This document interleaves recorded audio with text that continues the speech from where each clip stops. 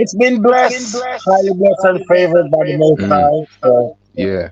thanks for life, you know. Glad to have you on the show today. Thank you very much for having the time to reason with me. So thank you very much. First question I would like to ask is, what was life like growing up in Jamaica?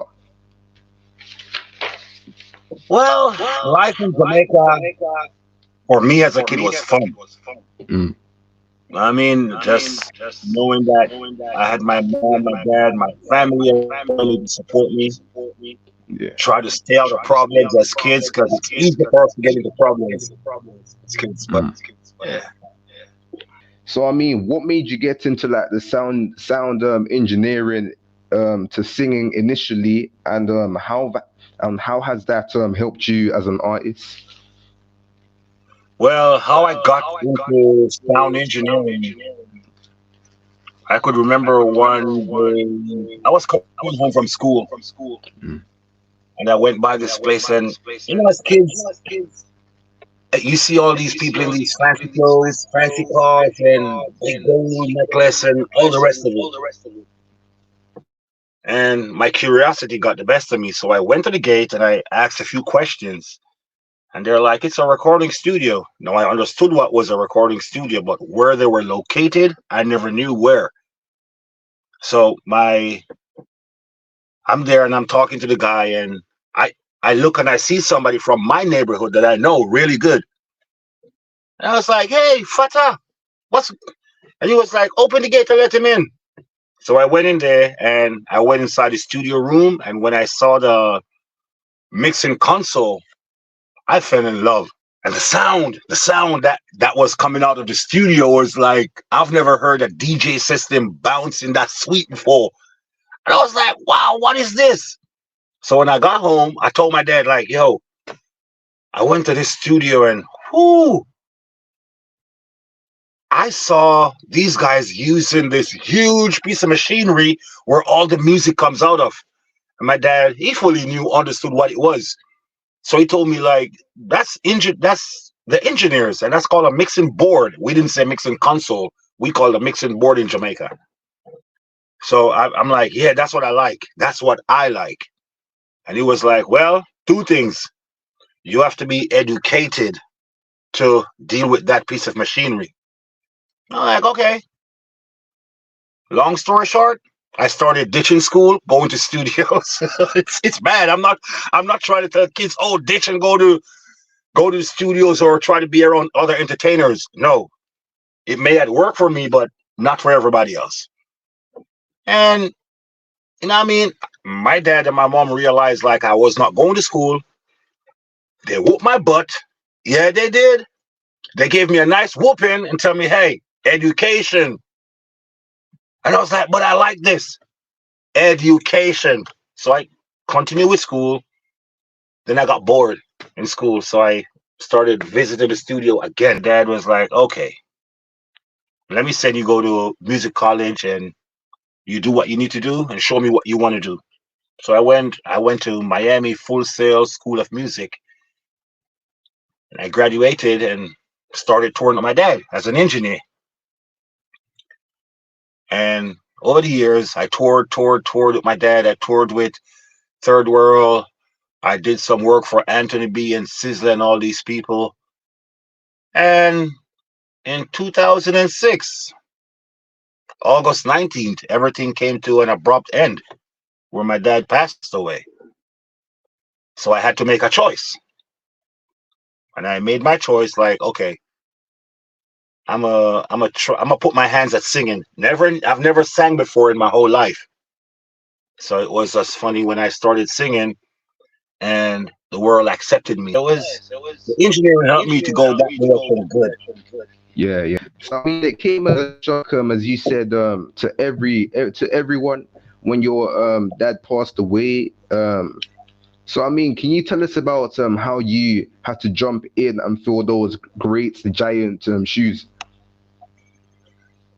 Well, it wasn't a decision that I made, really, It all came down to a collective decision between me and the band members. And it was so funny because I'm sitting there as his child, telling everybody else, go ahead, go ahead. I will still be the engineer. Y'all could just go ahead. I'll make sure everything sounds good. And I try to get Albert Walker, which is one of the original members, to go ahead and do lead vocals. He was like, nope, he cannot do that. It. He's not in a good space right now because that's my father's cousin. And he was like, I'm not in a good space, man. So I told the other singer, Brother Telford Nelson, go ahead. And he was like, no, no, no, no, no, no. Then I looked, everybody was looking at me now, like, hey, what about you? And I'm like, me? I'm not a singer. I am really not a singer. So if y'all waiting for me to sing, sorry, but eventually they convince me, coax me into it, convince me and tell me, hey, just try. So I tell him, like, if I do this one show and it doesn't turn out good, I'm done. So we came to the Jazz Cafe in London. That was my first show after my dad died. So I did what I had to do, and yeah, the world, the public, and the world accepted it and be like, yes, at least somebody's here to fill those giant shoes. Yes. The World Peace album back in 2003. So can you tell us a bit about how all that came about? Well, that came about. Well, I started working on records with my dad since One Stone. So I helped record One Stone album, Trust Me, and Payday. World Peace and Humble African was done by my engineer teacher who first taught me engineering.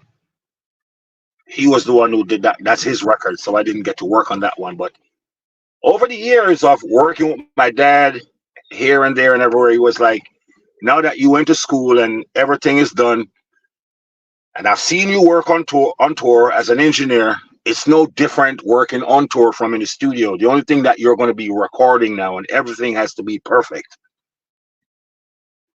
So, I mean, going in the studio was never a problem. I already understood what I needed to do. So I went up in the studios, recorded with my same engineering teacher, Fata Marshall, and he got to mix seven of the songs, and I got to mix seven. So it was it was good. At first, I was a bit scared, but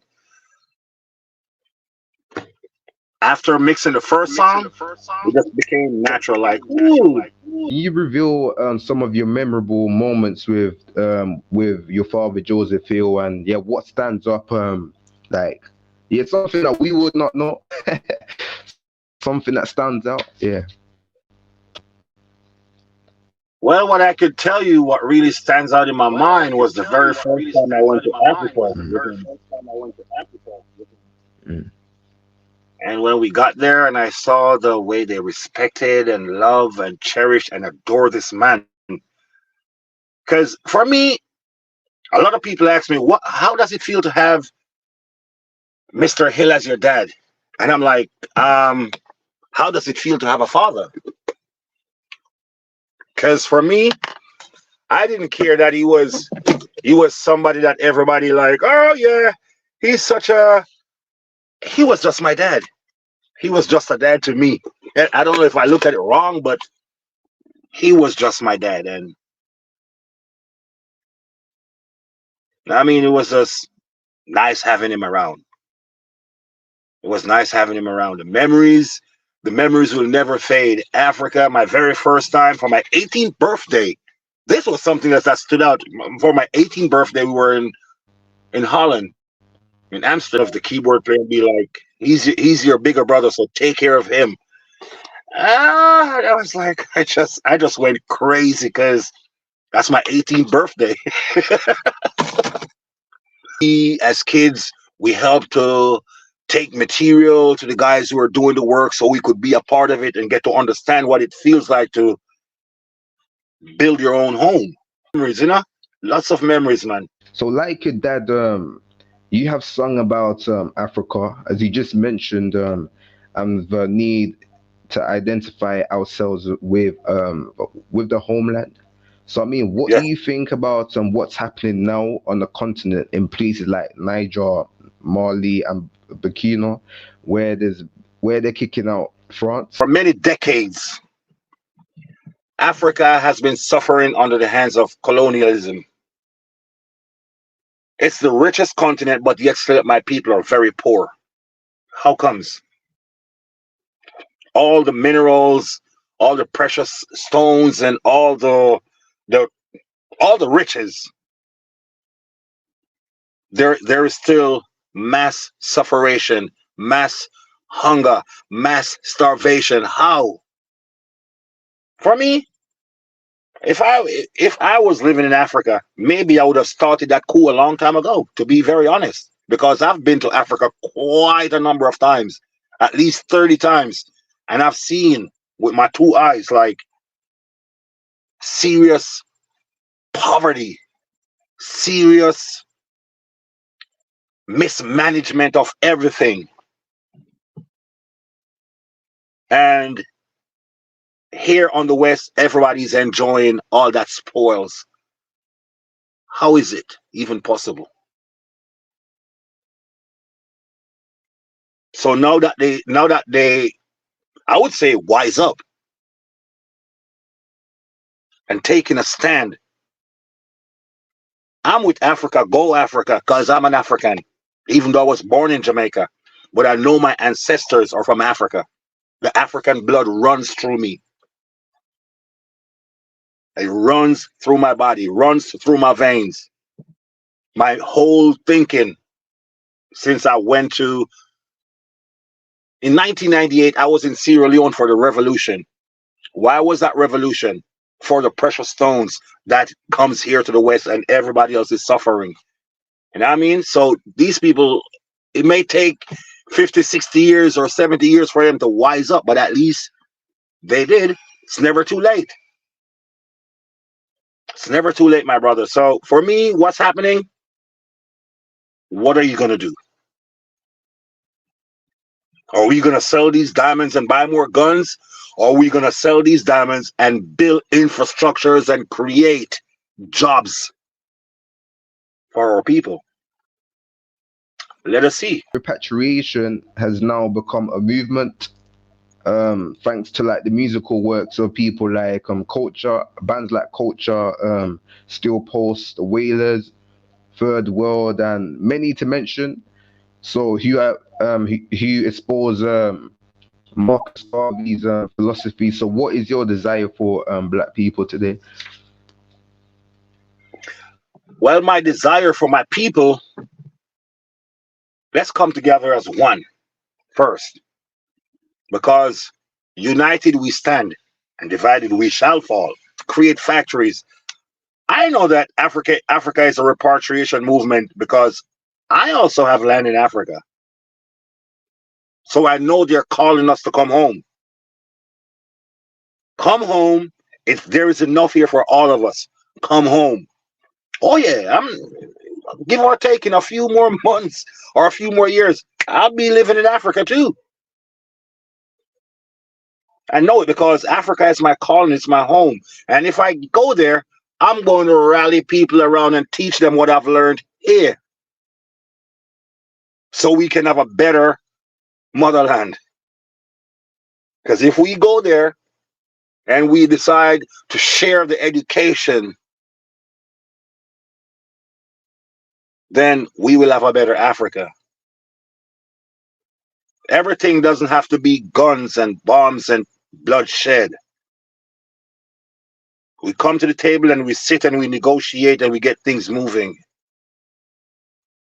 So if us here as the western side of Africa, because we're Africans, but we're just thousands of miles away from home.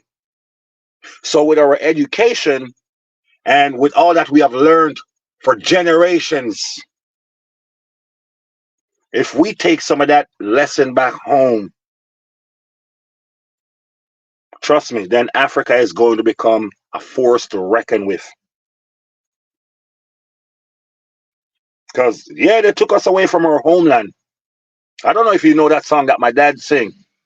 They took us away from our homeland. They took us away from our homeland. And we are slaving down here in Babylon. If we can't see what our foreparents have been through, then we're going to become a victim to their system again. And it's going to be like a revolving cycle that just keeps going around. And nobody can break free from it because our greatest disadvantage as a nation, we don't like to read. Marcus Garvey already let us know the way out of poverty is to read. Not just read, but understand what you read also. If you don't understand what you're reading, you're an educated fool. I mean, so we need to create more schools for the illiterate. And not because we're creating schools for the illiterate, we're gonna treat them less. No. We have to hold your head up. Think smart. Don't rush into things. Stop, look, and think before you rush. So for me, it would just be nice for us here to take a page from the Africans who are suffering. And then once we get that, we will know where the hell we need to go. Because this generation here, they're lost. They are lost. They are lost. And because they're lost, they're, they're, they're stuck in their own little bubble. Try to get out of that bubble and see what's really happening around you. Move in silence and see what's happening around you. Then you can say to yourself, what's my next move? How do we move? Not just me, but how do we move from here on out? Yeah? So for me and this generation, history, read. It's all written down in history, man. It's all written in history. Not in stone, in black and white on paper that we could all see for ourselves. And listen to our foreparents and listen to our parents and our grandparents because it has been passed down through generations and generations and generations. It ain't gone, but we just don't listen and we just don't like to read. So we just have to read, my brother. And debut song, Daddy, backed by a masterful roster of musicians, including Sly Dunbar, Dean Fraser, produced by Linford Fatah Marshall.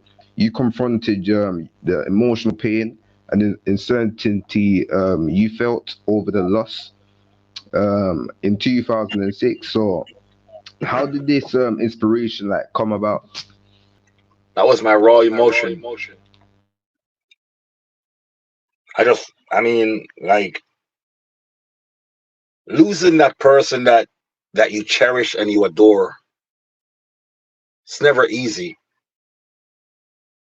My father, he was and he still is my best friend, even though he's not here. He's still my best friend. And for me, it will never change. It will never ever change. So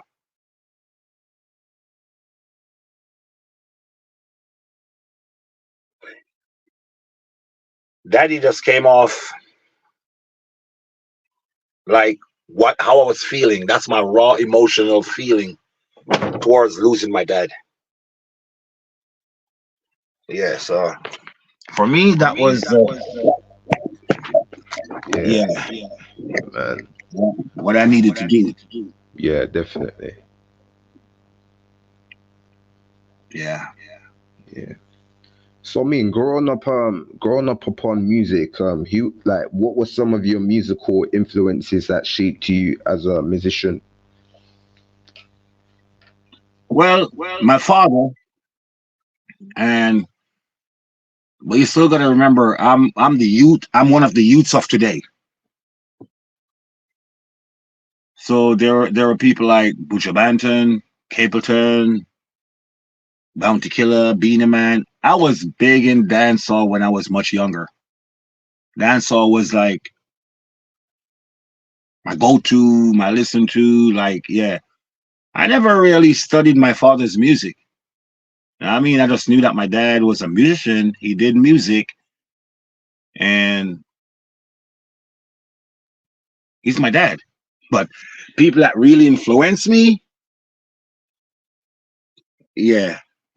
Some of my favorite artists are like Peter Tosh, Bob Marley is for everybody, well, but for me, Bob was like the man. Peter Tosh, the reggae revolutionary, Rastafari. You know what I mean? Bunny Wailer, the Black Heart Man, Mr. Winston Rodney himself, the Great Burning Spear, Skelly, West, Apple from Israel Vibration. I'm really old school with my music. My music is old school. So these are my influence, and I have no qualms with dancehall or what's happening today, but that's where I stuck. I'm stuck with that generation of music from back then. Still can't move, but I wouldn't change it for nothing else in the world. Nah. Hmm. And some of your favorite albums of all time that that's also shaped you to be where you are right now.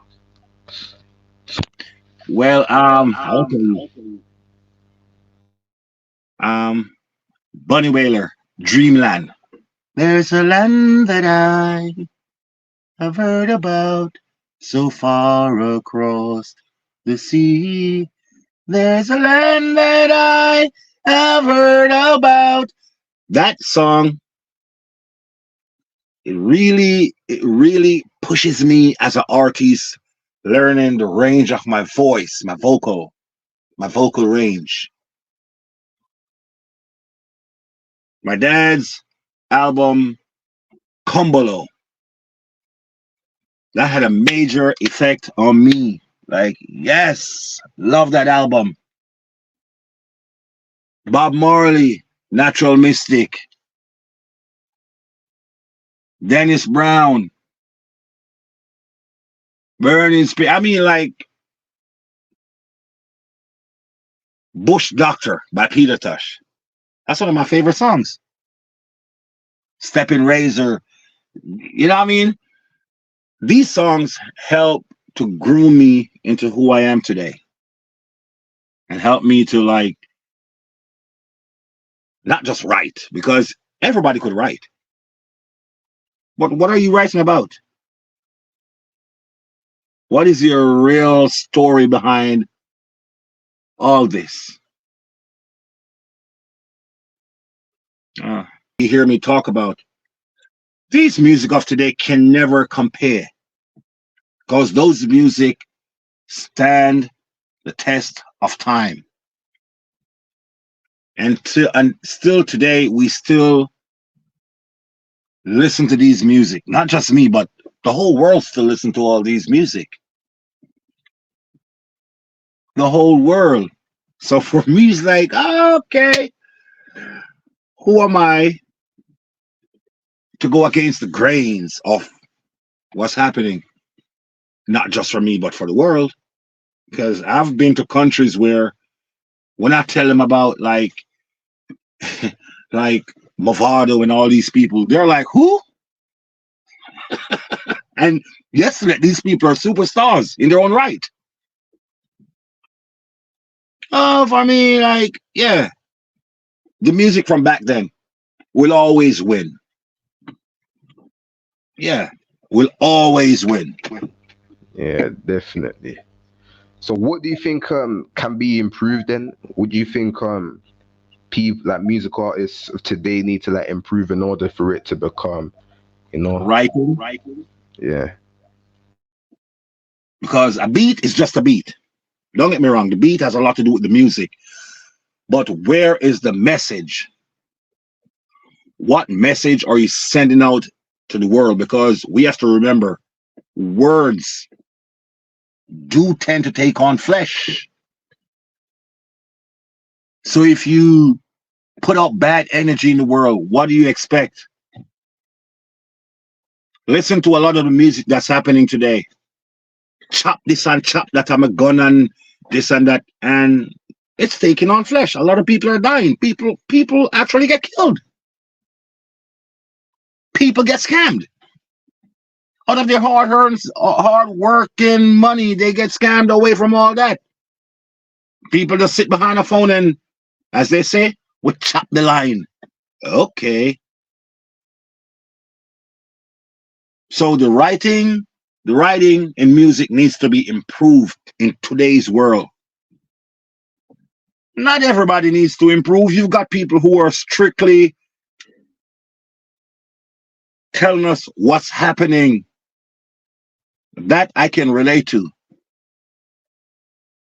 Whether it's dancehall or roots reggae, hip hop, trap, you name it. The words are your main source which people gravitate to, not the beat. The beat is nice. Yeah, you can dance to a beat, but what message are you portraying? This is very, very nice. Mm. Protege, very nice. Like when I listen to people like Lila Ike, I have to stop and listen to that song like 5, 6, 7 times to get an understanding of what she's saying. Very beautiful voice, very beautiful voice, very beautiful soul. I've met her in person, and she's a very beautiful person, in and out. But sometimes the music, some of the music that she sings, it takes a while for me to comprehend. And music shouldn't be that way. Music should tell you a story. Not just her, but a lot more artists do. But a music is like you're telling a story with your music. A story, you know what I mean? You have to have some form of a storyline. I learned that from one of Jamaica's living legend that's still alive today, the great Beres Hammond. Because I did tours with Beres Hammond for 6, 7 years. So I learned from him. And he always tells a story within his song. So there has to be a story. There has to be a story behind the moral of writing. Yeah. Story, man. Story. We need to improve on the writing.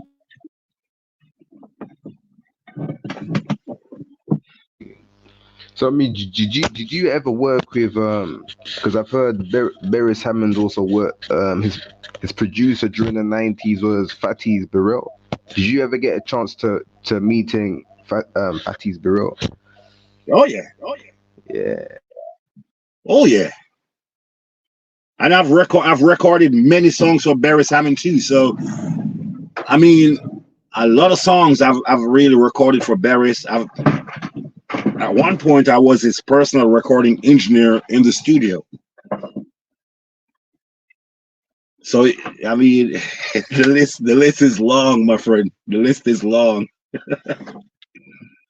Yeah, the list is long. So I would say Beres is like a super perfectionist because I remember recording. We were in the studio one night. I don't remember what song we were doing, but for some reason the note sounded perfect to me because I'm there sitting around the keyboards and I'm like going through the notes with my, listening to the notes, and I'm like, but it's okay. And Beres Hammond was like, but I want it just this certain way, which he could not explain, but he's hearing it in a different way than it is right there. And I was like, but Beres, it's really, really nice right now. And he was like, yeah, yeah, let's try again. Okay, so I started doing different takes of just maybe 10 seconds. And we were on that 10 seconds for at least 3 hours. And when he couldn't get it the way he wanted it, he shoved the microphone over. That was a $5,000 microphone that went bah. That was it. I was like, so we stopped recording, had some Hennessy, yeah, because you know, in the studio, you got to create that vibe. Get out of that environment, get outside, do what's needed to be done, go back in the studio, put up another microphone, same one, but not the one that fell, the same brand, because there was that sound. And we went back and he went, boop, and it was done. And he was like, yes, that's it. Yeah, that's it. I was like, good. No more smashing the microphones now.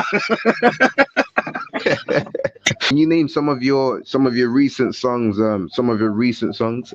Favorite song, which is called Babylon Big Dog.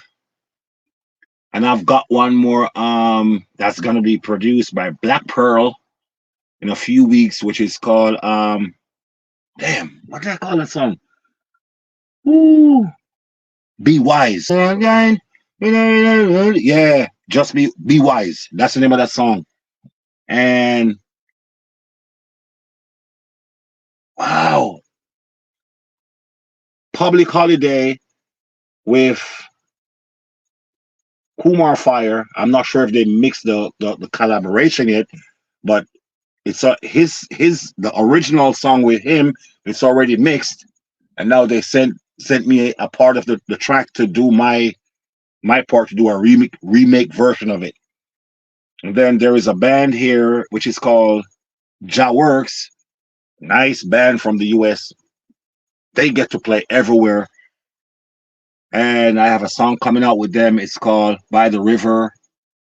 And I mean, I just keep doing a lot of songs. Like, I've got so many songs that I can't even think of all of them right now. Like, I've got like more than 14 songs that's actually ready to be mixed and go out. But I want to start doing video production because in today's day, it's audio visual for music. So I'm definitely going to do some videos of Be Wise, Public Holiday for Marcus Garvey, By the River. At least 5 videos are going to be done between now and my birthday in February. So yeah, a lot of work's coming out. I'm going to be adding to my Instagram and my Facebook so everybody could get to see my next move and set release date for my new album that's about to drop, which I still have not named yet, but and we just go with the flow that the Almighty set for us. You're in tune to Roots Media TV, and this is the voice of Kenyatta Ill telling you, tune in, check out my virgin Freddie, yeah? Roots Media TV, one up, all the way up, up, up, up. Holy Emmanuel, I King Selassie, I Ja, Rastafari. Yeah, Roots Media TV, bless up every time. Kenyatta Yeah. Ill. Yeah, thank you very much. Thank you very much once again for having the time to reason. So yeah, we'll talk after. We'll talk after. Yeah, I'm gonna end this and then